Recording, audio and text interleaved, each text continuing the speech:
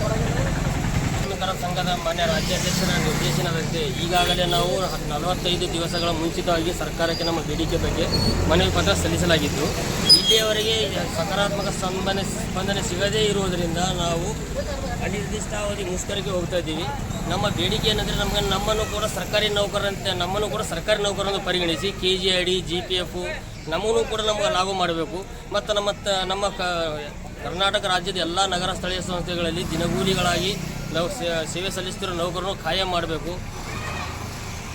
ಮತ್ತು ನೀರು ಸರಬರಾಜು, ಕಂಪ್ಯೂಟರ್ ಆಪರೇಟರ್, ವಿವಿಧ ಹುದ್ದೆಗಳಲ್ಲಿ ಬಹಳಷ್ಟು ಜನ ಇದ್ದಾರೆ ನಮ್ಮ ಹತ್ರ. ಅವರಿಗೆಲ್ಲರಿಗೂ ನಾವು ಅವರಿಗೊಂದು ಶಾಶ್ವತವಾಗಿ ಪರಿಹಾರ ಒದಗಿಸ್ಕೊಡ್ಬೇಕಂತೇಳಿ ನಾವು ಬೇಡಿಕೆ ಇಟ್ಟುಕೊಂಡು ನಾವು ಇವಾಗಲೇ ನಾವು ನಿನ್ನೆಯಿಂದ ಸ್ಟ್ರೈಕ್ ಮಾಡ್ತಾಯಿದ್ದೀವಿ. ನಿನ್ನೆ ನಮ್ಮ ಸಚಿವರು ಆಶ್ವಾಸನೆ ಕೊಟ್ಟಿದ್ದಾರೆ.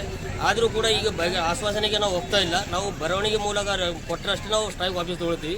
ಮತ್ತು ಮುಂದಿನ ದಿನಗಳಲ್ಲಿ ನಾವು ಇನ್ನೂ 2 ದಿವಸ ನೋಡಿಕೊಂಡು ಆಮೇಲೆ ಈಗಾಗಲೇ ನಾವು ನೀರಿನ ಸರಬರಾಜು ಕೊಡ್ತಾ ಇದ್ದೀವಿ. ಒಂದು 2 ದಿವಸ ಆದ ನೀರು ಸರಬರಾಜು ಕೂಡ ಸ್ಥಗಿತಗೊಳಿಸಿ ನಮ್ಮ ಉಗ್ರ ಹೋರಾಟ ನಾವು ಮಾಡ್ತಾ ಇರ್ತೀವಿ. ಇಷ್ಟು ಹೇಳಿ ನಾವು ಮಾಡ್ಬೋದು.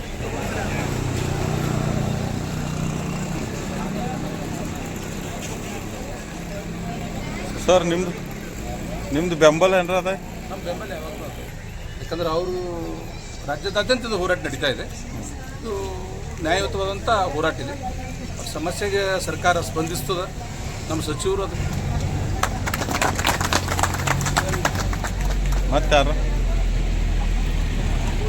ಮತ್ತೆ ಯಾರ ಮಾತಾಡೋದು 2 ಮುಖದಾಗ